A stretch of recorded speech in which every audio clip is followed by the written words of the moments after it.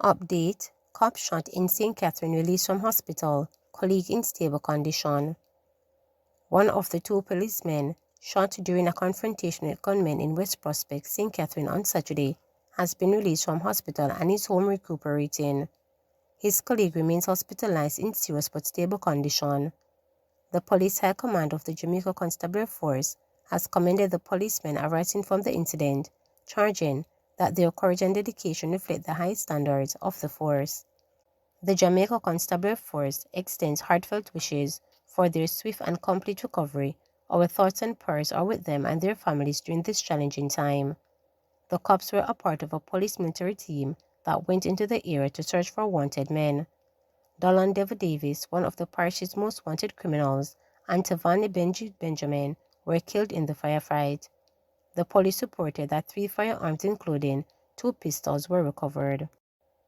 Selector gunned down after leaving nightclub. A sound system selector was gunned down after leaving a nightclub in St. Andrew.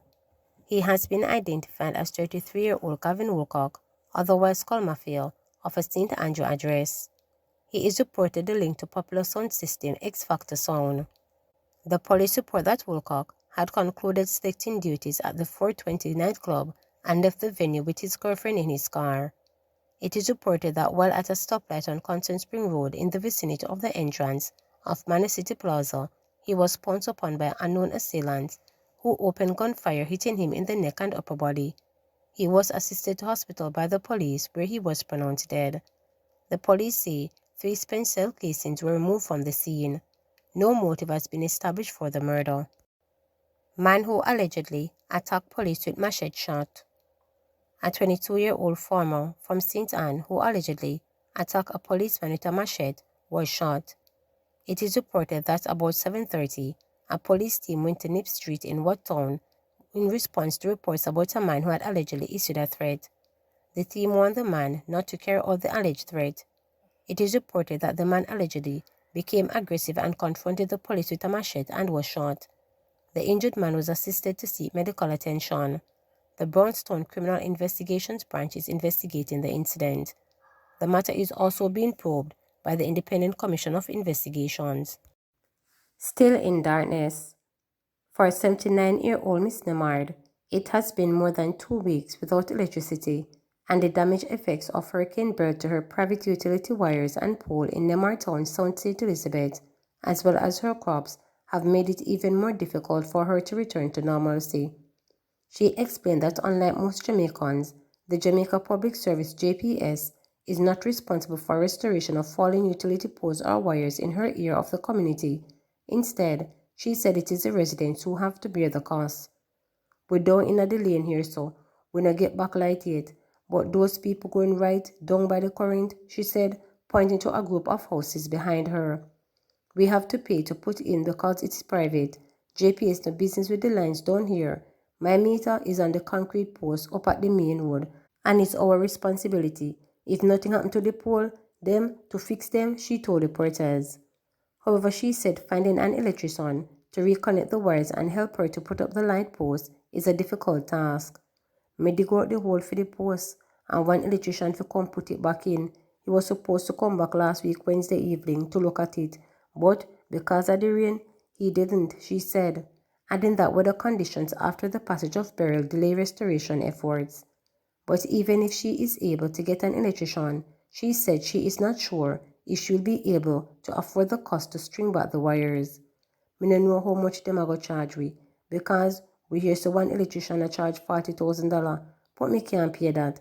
That's why me no get him to come, because that's too expensive," she stated.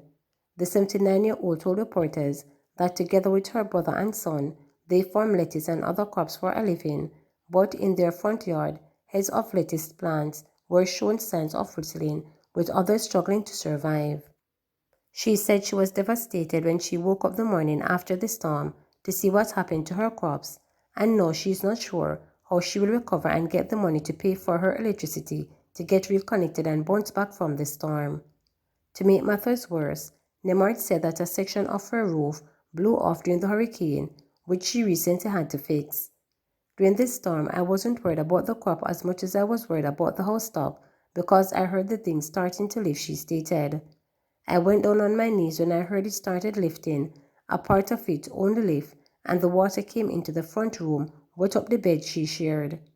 Nemart said she was happy the entire roof did not lift off because the price to repair the roof, utility pole, and salvage the damaged crops would be too great. Still in darkness, she said she is hoping to find a reasonable electrician to connect her wires so that she can have electricity. Last night I hardly sleep because me met back the current, she said, lamenting the hardship of using a flashlight and lamp to see in the dark.